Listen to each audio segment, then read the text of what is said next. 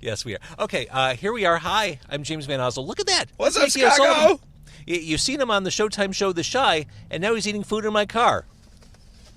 That's the natural progression. If you have a hit cable TV show, really the next step up is eating a wrap, a veggie wrap in the car. And these little tomato packet, ketchup packet things, just squeezing them out. So we're going to start recording the podcast here, Car Con Carne, in a couple seconds.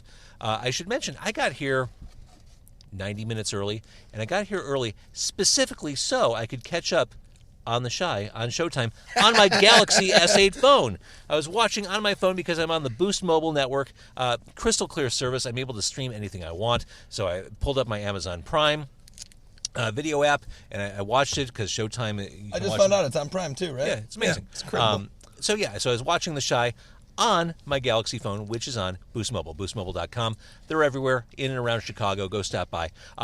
Mickey O'Sullivan's here. We're going to record a podcast. Woo! Uh-huh. Mickey, Mike, Sully, Shithead, Mickey Pockets, however you know me. I'm going to go with Mickey. Yeah, that's good. It's Car Con Carne. Let's eat in the car. It's Car Con Carne. And now here's the star of our show, James Van Alstyne.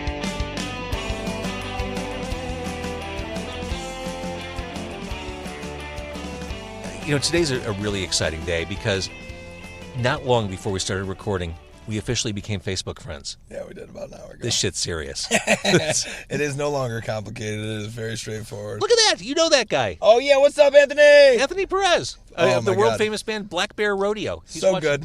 All right. So before we started recording, Mickey mentioned that we had a mutual friend, Anthony from Black Bear Rodeo, a band who's been a guest on this show, which again proves my fundamental belief that you should never be a dick to anyone because everyone knows each other. Truth.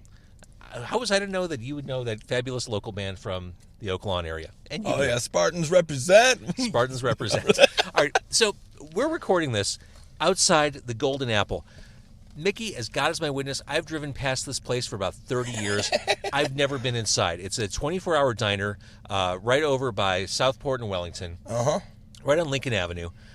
This has been your de facto office, your base of operations for a really long time. Yeah, you walked in on me doing some office work. You had the laptop all spread out. Make yourself comfortable. It's all good. Yeah, these folks took me in. They didn't know it. I just was having a conversation with the owner. But I was living out of my Jeep like a block and a half away from here. I was doing Henry Moore's melting with cold basement traumatics. And Wait, you were literally living out of your Jeep? Yeah. Like instead of a house or an apartment? Or... I was working at a restaurant in the southwest suburbs, and I couldn't afford the gas to get to rehearsals. Oh, man. So I ended up I got fired for some reason. I forget. I think For being too handsome. No. I was eating a shake a day. That's what it was. I was eating a shake a day, probably more than a shake a day. I had that like chocolate cake shake over at Portillo's. Oh yeah, which is come on, 1,000 million calories, right? So I probably got diabetes real fast, and I got really sick, and I couldn't show up to work for like 2 weeks, and I was literally in a coma in my bedroom, not in a coma. So not literally. Not literally, but literally, you know. And so, yeah, I couldn't afford the gas to get back and forth from Chicago to Oak Lawn. Oh, man. So like when you're a 20-something actor and you're like, I'm going to be working odd hours and not being able to support myself, really, you can't really pay your mom rent. She needs somebody to be paying rent over at her place. So I came up here, and I just lived out of my Jeep for a little while. Then I went to L.A., came back, and I did the same thing until a family in Lincolnwood saved my ass, but these guys were my Lincolnwood is lovely, family. By the way. Yeah, it's beautiful, it's isn't lovely, it? Yeah. The Cormalets. What's up, Cormalets? You got Holy for Holies over on Toohey Avenue, fine Mexican food. Mm-hmm. They got Sparky's over there. Have you been to Sparky's? The diner, like the truck stop diner on Oakton Street. So cool. They have whatever money Sparky's has made from selling patty melts, they have not reinvested into the restaurant. No, and I hope they never do. Right. It really is It the charm does have of a the charm, place. right? There are a lot of hard landings there in that clientele. Are there? Yeah.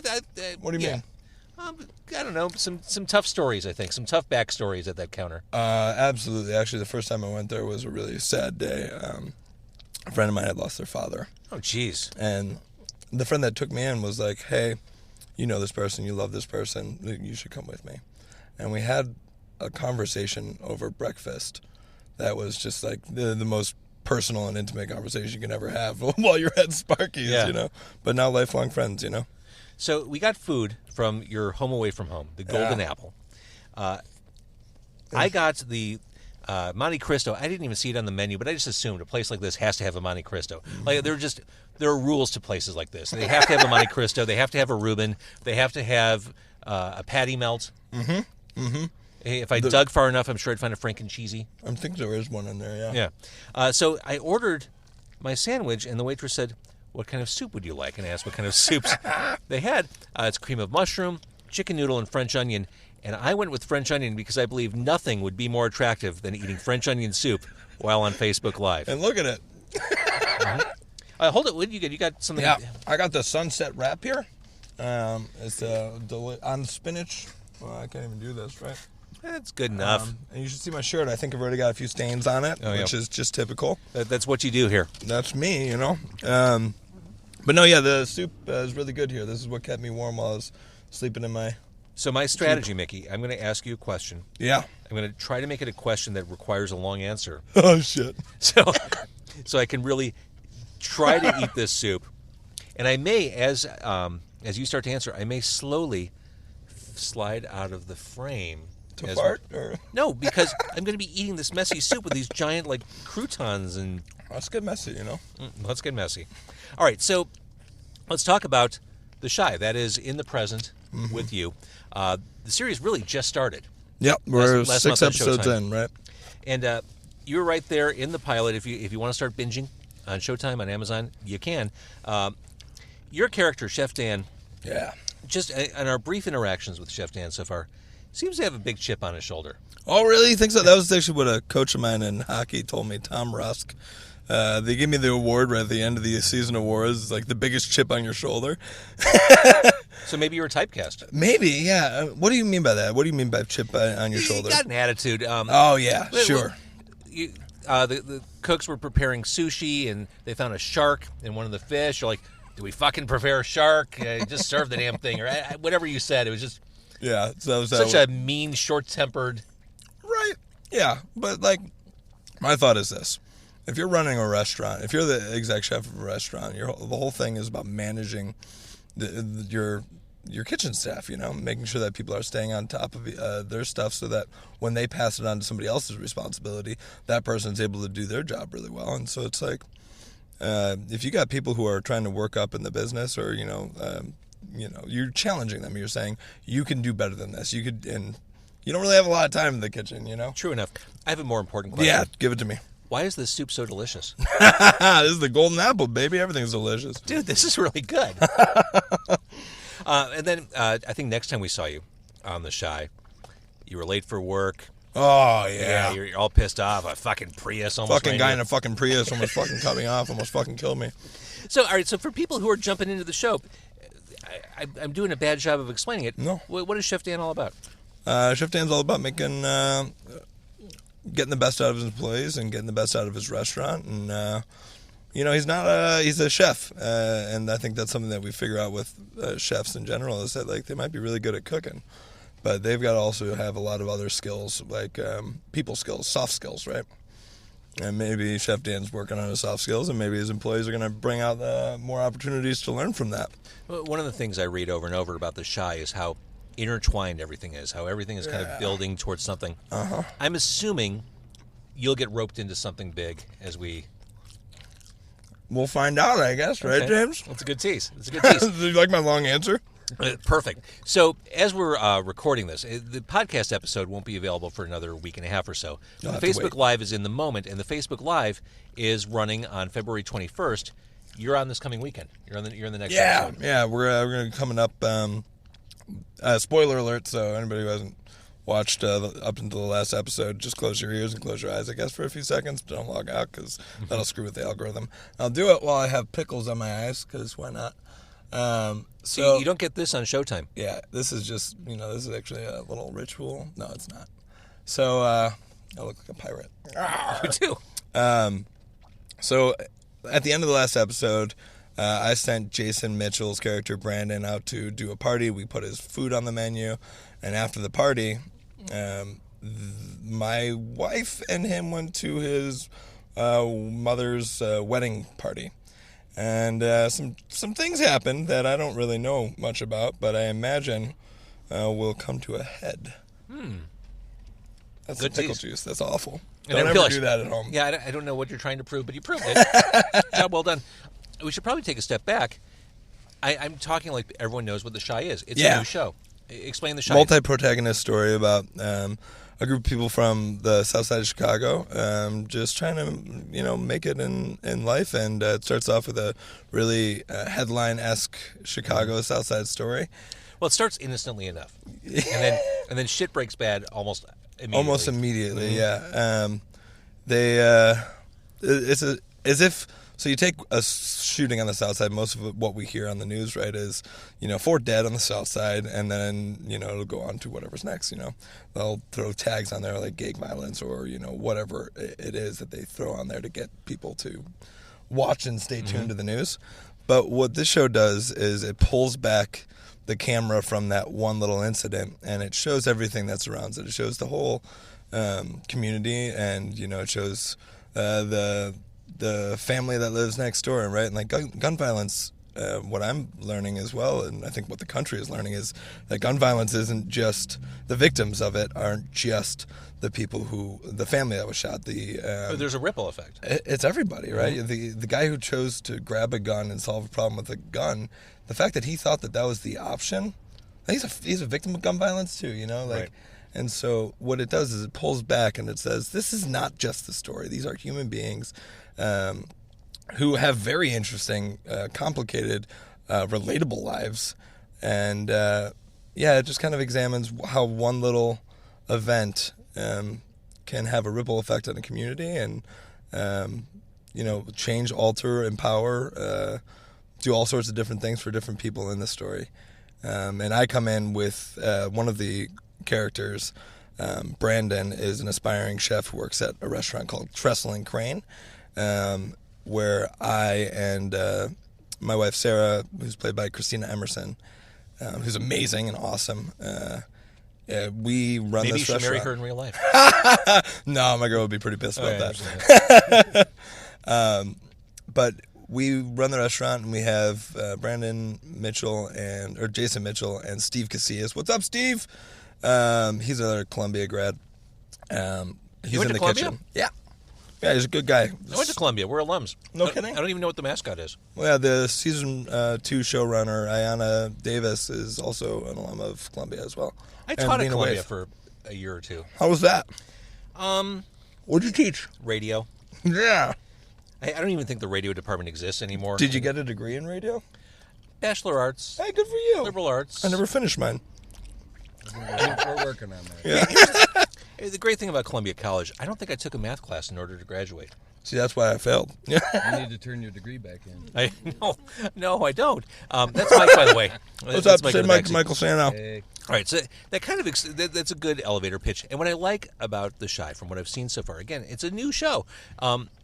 There's social commentary, but it's not being jammed in your face. No, there are messages there. You're right about the setting up a story. Like, it's very hard to tell a multi-protagonist story. So, protagonist is what's your best way of describing it? I'd say the hero of the story, right? And so you have multiple heroes of the story, and then you're not just using devices and stuff to enhance the one protagonist story or like really bring to light this one person's. It's complicated, right? Like, if there are multiple heroes, then how do you have an antagonist? What is the antagonist? Who's the person that's challenging that? And what if it's not just a person? What if it's a city? What if it's economics? What if it's economics because of people?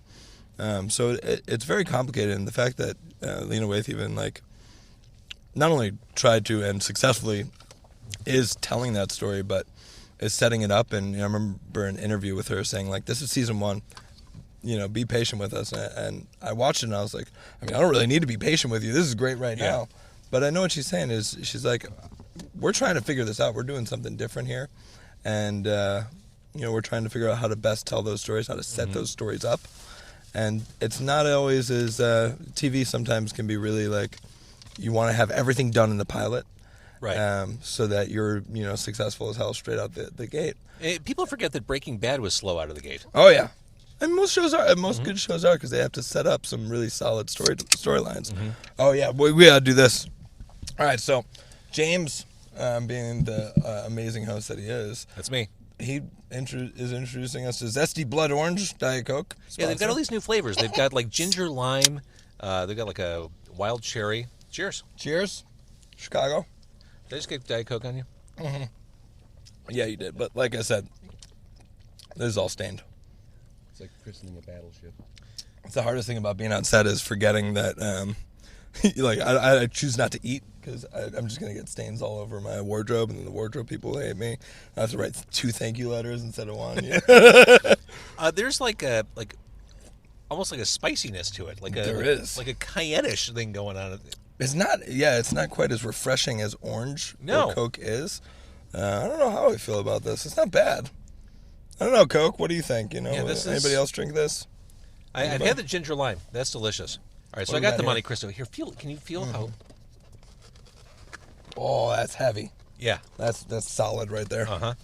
So I'm going to crack this open. Oh, there we go. Yeah. I love it. I love diner food. I'm really glad you chose this. This is perfect. Mike, I can't eat all this. Do you want to have a sandwich? Sure. All right. Here, grab. There's no eggs on it. Right? Hey, you want a pickle? Are you serious? Yeah. The bread is definitely fried in eggs. That's nice. Thank you, but no. Okay. You can have some of mine, Mike. Oh, no, I'm good. So am I. We want Mike to eat. Mike, come on here.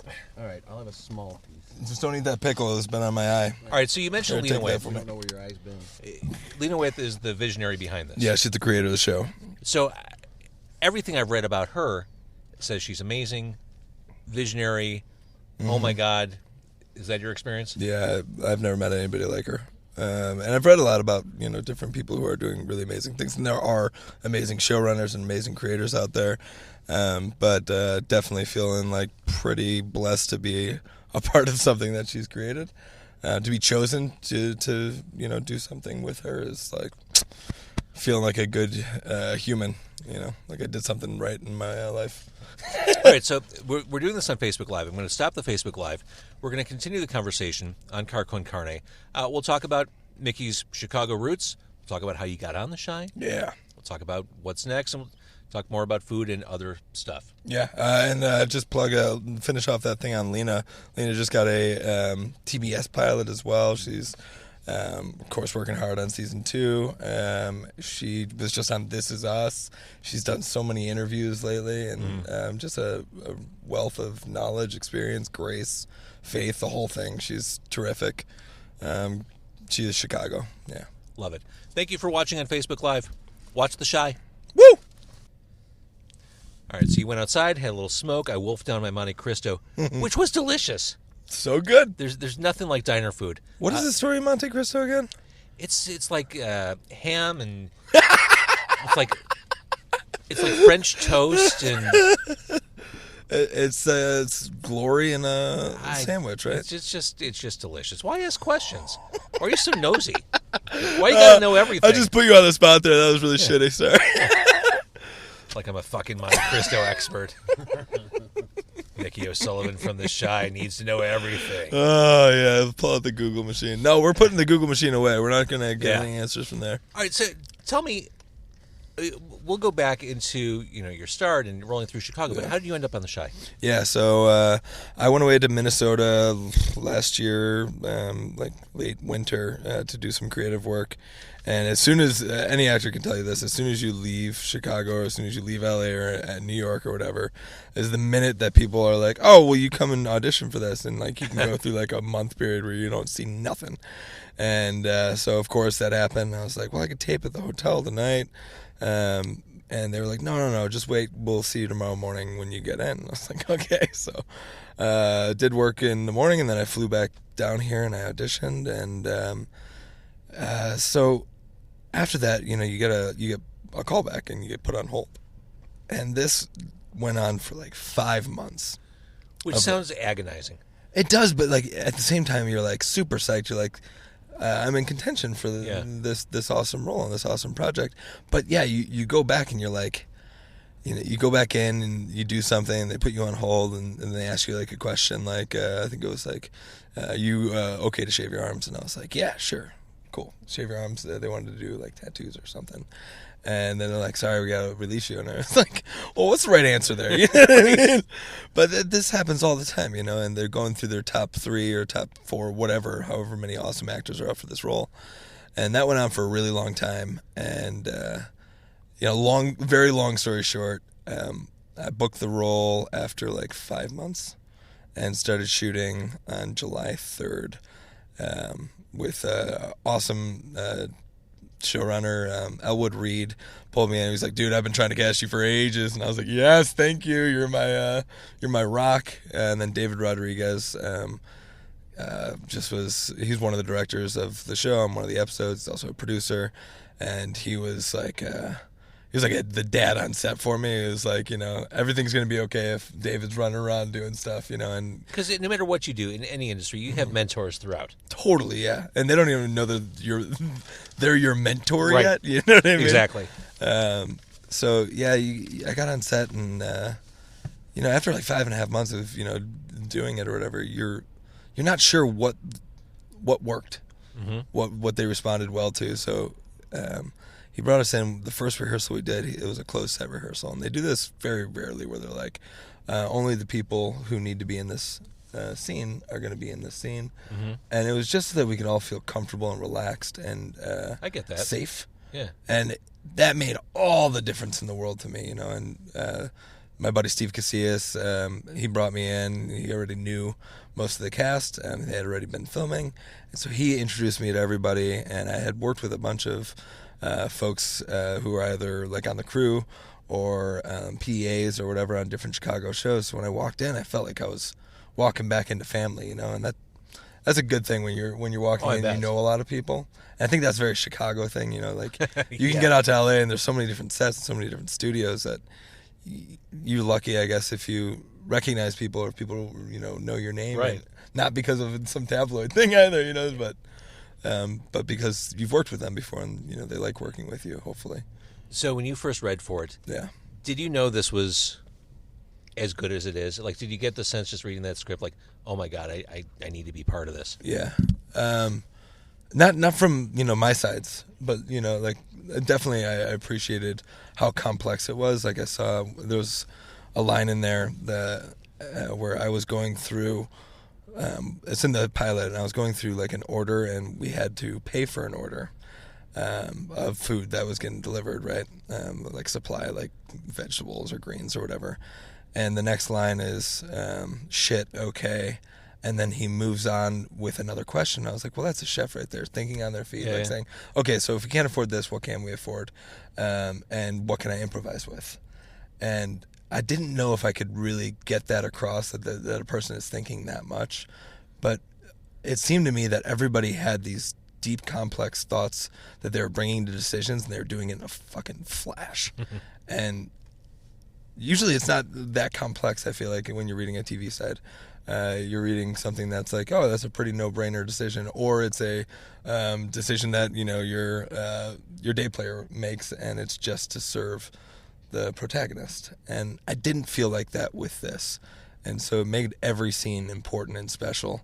And you see certain things writing-wise where you're like, they just released the pilot, the script, available in Los Angeles at the Library of, not Congress, but maybe it's at the Library of Congress. I don't know. But you can go and read it. You want me to Google this? Yeah. No. We'll call it the Library of Congress, and then we'll re-update it in the comment section. But you can go and read it, and you see how it's structured. And I saw that it was a multi-protagonist story, and I was like, this is really cool. This is interesting. And she had just won the Emmy Lena Waithe just won the Emmy for Masters of None, the Thanksgiving episode. And I just watched that before I went to go see the screening. I had all this stuff to do and research, and I didn't watch the one thing that she won the Emmy for. And it was like you got good things going for you, but you forget that like as an actor you still have a life. Like most people are like, oh, everything's going well, you must be like in a really good spot. And I had a few weeks there where I was just like down in the dumps, and I put it on, and I had never laughed so hard at an episode, and also felt for all of the characters and saw like a relation with all of them. And I'm pretty sure my neighbors thought I was like losing my mind or something, because I'm like rolling off the floor laughing by myself. Right. So yeah, when I read the script initially, I was like, yeah, this is special. But I didn't once you got into it, you're like, holy shit. Yeah, and watching Jason Mitchell and working with him, oh my God, it's like masterclass. And Natare, who plays Ronnie on the show, he was always around set, and meeting him and talking to him and seeing how focused he was and paying attention to storylines that he's not even really in. This cast is great. Oh, it's unbelievable. You can just go on and on. This cast is great to the point where there are parts where it's like watching a documentary. It feels so real. Mm-hmm. Yeah, I don't know a single weak link in the cast, which is special. Love it. All right, so let's take a little step back. Yeah. In Chicago, we talked about the fact that you lived out of your Jeep. Times are tough for working actors. You have a strong comedic background. I do, yeah. Oh, that's nice. Thank you. I mean, Second City, Annoyance, Upright Citizens. Yeah, and those are like training and stuff. I was telling you earlier, I listened to that Michael Shannon interview about like, he was like, why do people think I'm so intense? And he said, it's because I followed the acting rules, like raise the stakes, enunciate, care deeply, pick up the pace, etc. And I feel the same way. I don't usually do as comedic work, that's not what brings in the bills, that's for sure. But I've trained at UCB in New York as an improviser, and I feel like that's when I'm doing my best work, is when I take a small part of a script and I could just go for whatever ideas come to me. And that's what I did for a little while to make money. Was I worked as a creative consultant, which was all about just generating as many ideas as possible and not being precious about them. Right. And having that fearlessness, like just totally, I'm going to put this out there. And if I don't say this one thing that's on my mind, I'm not going to get to the next thing. Right. It's just going to be stuck there, and it's going to be the thing that's keeping me from it. But I make I have an improv reel out there, which is just me sitting on the toilet. Did a commercial for a bidet company, and they just said they were great. They said go, and there's a little special on Bruce Almighty. Back behind the scenes, it's like working with the process of Jim Carrey, and they just put him into a scenario, and they say play, and there's like a 10-minute clip of him finding a million different ways to light a candle. Yeah. And that's for me, like, I love playgrounds, I love props, I love messing around, and so they put me into this public bathroom stall, and I just played with toilet paper for a good 20 minutes before they yelled cut. And at first I was like, none of this is funny, because I'd rarely do stuff on camera that's hilarious, but nobody can laugh. Right. Everyone's supposed to be silent so that you don't ruin the take. And so after the first minute of feeling like I was bombing, I just said, screw it. Yeah, because you're not getting anything back. No. So it's probably just weird. Fun. Yeah. Once you realize that, you're like, oh, I could just have fun. Yeah. Because I've already felt like I've bombed, so no, everything's uphill from here. Yeah, all bets are off. Totally. And so they were nice enough to share that with me. I don't think any of it got used in the commercial, maybe a little bit of it, but they shared it with me, and I was able to be like, that is who I am as an actor at my best. I work a lot with I've been blessed to work with a lot of writers on new scripts and new projects that they're working on. I worked on Wake with Bryn Mannion in New York, who had just been nominated for a Pulitzer the year before for Force, a trilogy. I worked with Stephen Karam on The Humans when they were doing it over at American Theater Company, and I love working with new writers because it's like it's still in the process of being formed, and your decisions and the way that you connect to that material really brings that material to life. I just did DOA with Elizabeth Lovelady at Straw Dog 2 years ago, which is a rehashing of the old DOA movie. There's two of them, right? There's one, I think, Dennis Quaid in the 80s, and then there's one in the 30s. That's the first one I saw. Yeah, it's great. We watched it, too. It was fucking hilarious. I really, that's where I feel like I'm meant to be, is working on new material with writers, and I don't know, like I feel like I'm at home when I'm able to bring that side of things to it. That's cool. You mentioned Michael Shannon. I have one Michael Shannon story, and it's not even a good story. This was probably 2012. I was in New York. I was speaking on some panel at a convention there, and I was at the airport early, and I saw Michael Shannon standing there. And this is before we hit peak Shannon. Yeah. I'm also a huge comic book dork. I love comic books. I've loved them since I was a kid, and I knew that he was going to play General Zod in Man of Steel. So this is before the Henry Cavill movie came out. Mm-hmm. And I went up to him. I'm like, sorry to bug you, Mr. Shannon. I'm really excited for Man of Steel. He said, oh, thanks. And that's my Michael Shannon story. No, similar. I saw him after the premiere of a play at Steppenwolf, and I went up to him and I was like, I love Take Shelter. And he was like, oh, okay, thanks. Oh, God. I could tell. I could Cool. share stories like this all night long. Yeah, totally. We're going to one-up each other with... So I met this guy, and he said hello back. And then he stabbed the guy. There's that old comedian's joke. Oh, yeah. Anyways. So, all right. So, comedic background aside, Yeah. it seems like you've had your hand in a bunch of things, a lot of shit. You also have a movie coming out this year. Yeah. So, first, major motion picture with a large theatrical release is going to be Captive State, directed by Rupert Wyatt and co-written by Erica Beanie, with John Goodman. And I got to... Stop right there. Yeah. Rupert Wyatt sounds familiar. How do I know that name? He did one of the Planet of the Apes, of course. He did The Escapist. Yes, okay. He did a short film that I fell in love with a long time ago, and it was about a photographer, two photographers in a war zone, I think Libya, maybe. And it's about choosing what to shoot and what not to shoot, what is precious, what is not, and the decisions that you have when you have a weapon in your hand, which is a camera. Yeah. And yeah, he did The Escapist. He did what's that? Oh God, what is that movie? The Gambler with Mark Wahlberg. Oh yeah, he did that. yeah. Okay. With John Goodman's in that as well. Yep. And so I got to work on that with John Goodman, which was there's awesome. the segue. John Goodman's in this movie with you. Yeah, and he's great. It's a sci-fi story. Now, how did Goodman feel about co-starring in a movie with you? Oh, he was livid. He had to share that. No, he was great. Now, I know the answer to this already, but Yeah.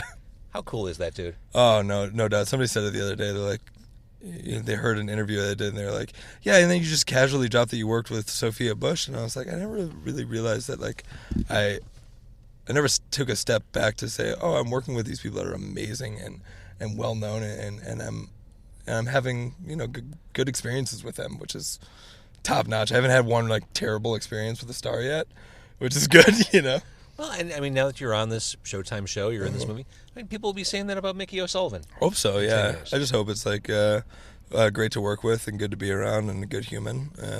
Well, and does decent work too. So tell me about this movie. Yeah. Because it sounds cool. I feel like I should grab the synopsis out of the Google machine right now, but I won't. It's a sci-fi movie about Chicago, an area where.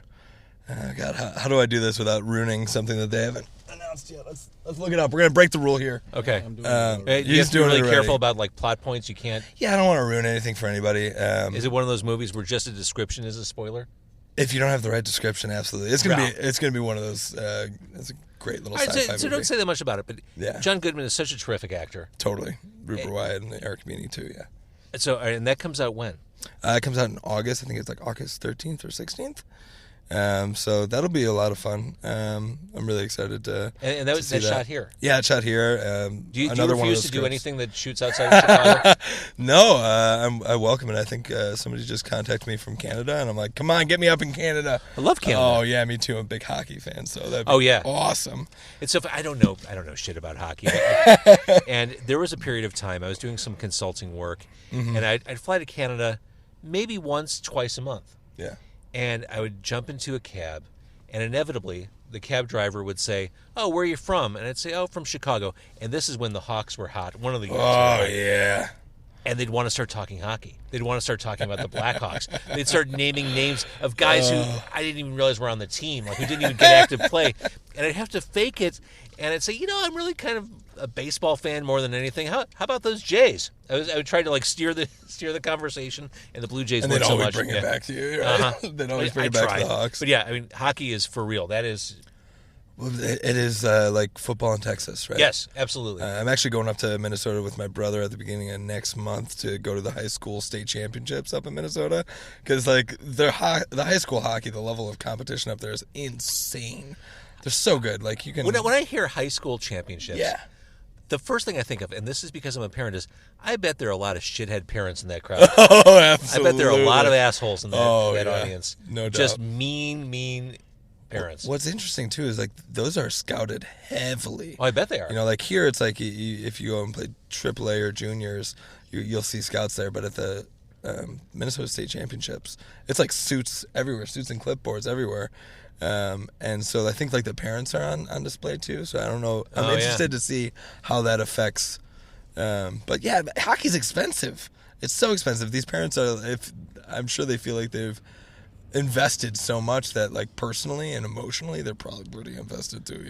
My son plays high school baseball. He's played baseball since he was a kid. Kidding. Loves doing it. But to your point, like, gear is expensive. Yeah. And there was a big fundraiser his team did. And he raised a lot of money, and everyone who raised over a certain amount was entered into a raffle. He won the raffle, and he won a brand new bat. And it's like this kick-ass $500 aluminum bat. Isn't that crazy? And I can't tell you, I was more excited than him because it meant I didn't have to find the money to buy him a new bat. Yep. Because I knew it was time. He needed a new one, and how do you know that with baseball? How do you know that? Sorry. That he needs a new bat. Like, I don't know how that... Well, I knew it because he told me. But, I mean, he needed a longer bat. He's a tall kid. He's like 6'3", and he needed something with... I know, it's crazy. He needed something with a little more... No, I mean, that makes sense. It's the same with hockey sticks, Like, I knew I needed a new hockey stick when it broke, but... So do you still play when you can? I used to work down at Johnny's Ice House in the pro shop down there, and that was like the last time I truly played consistently. But it's expensive. I need new skates, and they're like $600, and you're like, hey, anybody out there want to sponsor Mickey O'Sullivan? Get him some new skates and gear, because or else I can't play. Like I can't go and that's a GoFundMe. No one wants to help. Totally. But even in Chicago, it's hard because I don't have a car anymore. That Jeep died away, and you got a lot of smelly ass gear. Yeah. Like, bad smell. I don't mind it, but most people think it's foul. And you have to bring that on a bus. If you're not part of that world, that's a little arresting. Totally. And try bringing that on the bus during rush hour in the morning, and people are like, go fuck yourself. Get off the fucking bus, Gonna teach you a seat, though. Yeah, right. So, no, I don't play as much anymore. I got a shinny hockey set over at my house, so I'm always picking the corners, trying to keep my skills in shape, but that's about it. It seems to me like you try to do a lot of different things. Like, you're one of those restless creative spirits. You want to keep moving forward. Where do you find challenges? Doing stuff I've never done before. And everything feels like a challenge to me in the sense that, like, you can always be better, and there are people who are doing it better than you. And so, like, seeking out new experiences and saying yes to them. So, like, what else is challenging to me? Right now, going to the gym is challenging for me. Wait, do you need to lose weight playing a chef? I mean, in theory, like, you probably don't need to look very Hollywood if you're playing a chef. No, I get to sweat on that show, too, and they don't wipe it off all the time. It's great. But, no, I mean, personally, like, I usually, like, there's a role that I played a few years ago. I played this fraternity leader, and the director was like, I was thinking blonde hair, but you're not blonde. And I was like, let's do it. And I'd like to transform. Was it a douchebag character? Oh, yeah. I play a lot of those, too. I had a lot of flip collars in high school. I was a bit of an asshole, I'll admit it. I tried my best to be a good human, but I definitely fit the stereotype image of, a douchebag white guy, for sure. So, all right, we talked about coming up in the city and again, living out of the Jeep. For someone listening to this podcast who is an up-and-coming actor, maybe doing some work in a storefront theater, trying to make his or her way. Yeah. What's that piece of advice? As someone who has kind of broken through. Yeah. What do you say to that person? It's all time So, not only do you have to be doing it all the time, but it has to be your priority. And then you just got to stick in it for long enough for those experiences to generate into other experiences, and let those seeds let those seeds grow. So my thought is put in enough work before somebody gives you an opportunity so that you're ready to knock it out of the park when you do get that opportunity, and that you can actually enjoy the experience instead of just be so freaked out by the pressure. And you're right, and I think this is true of so many different industries. I think there are people who get to a certain point that they really are excited to be at, but they're always waiting for that other shoe to drop. Like they don't have that confidence built up. They're always waiting for something to break bad on them. Everybody, as an actor, people need you to be in those projects too, and so like making yourself not only available for them, but seeking those people out that are creating and stuff, and being around those people. I had a friend he's an enormously talented guy, and he has a lot of confidence issues, and he was like, I just don't know if I'm as good as these people or this or that. And I was like, they keep you around, right? Like, people don't keep people around that are negative influences on their life unless they're enabling, right? But like, they typically, I surround myself with people that I believe in, that inspire me, that are always like trying new things and working towards it and trying to be the best person that they are. And so if you're in that circle, or if you have somebody in your circle who's not doing so well confidence wise, just remind them that like they're a part of that orbit with you, Mm-hmm. And so get out and do work and create work on your own. I mean, now's the time to do it. If you got a camera to be an actor, if you want to get into TV and film, and you got a camera, you got a smartphone or whatever, set it up, write some stuff. You don't even have to memorize it. Just stick a tape and put it underneath the camera, press roll, and create, film your monologues, practice that way. We do it as theater actors all the time. We're constantly rehearsing monologues or memorizing things or reading plays, and we really have to be doing those things with TV and film too, because it's a different medium. And you can do it. The resources are out there. You can go to online to like Breakdown Express or whatever, and read the sides that are being auditioned right now. You don't have to be called in for it. You can read it. You can pay $66 a year or whatever and have access to those things. And so like, I always say, like, if you're not doing something, it's not because somebody's, and this isn't always true, there's a lot of problems with accessibility and opportunities for people in the arts.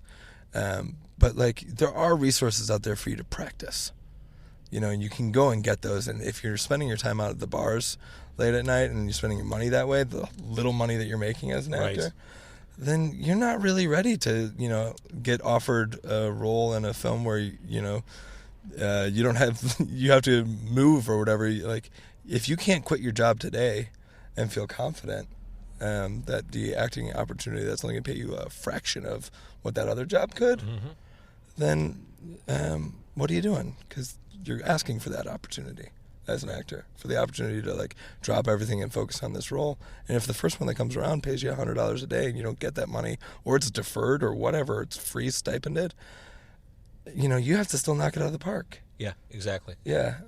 So quit your job. Get a job where you feel comfortable calling in your boss and saying, hey, I'm the best employee when I'm there. Today I can't be there. Yeah. And let them decide, and no hard feelings. You got to be upfront and honest with people. Like, but I always say to my friends who are like prioritizing their day job, I'm like, your day job isn't prioritizing you.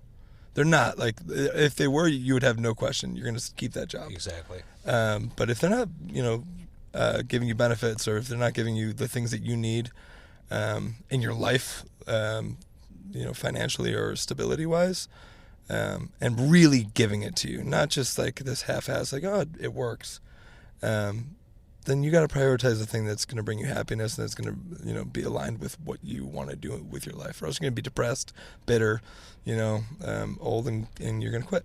Exactly. All right. So The Chi, season 1 ends when? Season 1 ends in 4 episodes, so 4 weeks, unless there's a So as we're recording this, it's 4 weeks. So by the time this is out, probably 2 weeks. So mid-March is what you're saying? Yeah, that sounds about right. All right, and then season 2, is that locked? Season 2's locked and ready to go. Ayanna Davis is the showrunner. It's gonna be pretty sweet. This is really exciting. Yeah, I'm freaking psyched, man. I'm so excited to have you here during season 1, just as this is about to just Yeah, and then season 2, we're going to have to go to Sparky's. Oh, my God. That's fine, but I think it has to be a lunchtime recording. I think they're lunchtime only. I think you're right, yeah. All right, so we'll totally do that. Mickey, congratulations on already an awesome year. Thanks. I think you're a terrific talent, and I'm really glad you led us here to Diner Food. Thank you very much, man. You're the best. We're shaking hands now. We are shaking hands. Because that's the true Chicago way, right? It's the true Chicago way. And again, we're Facebook friends.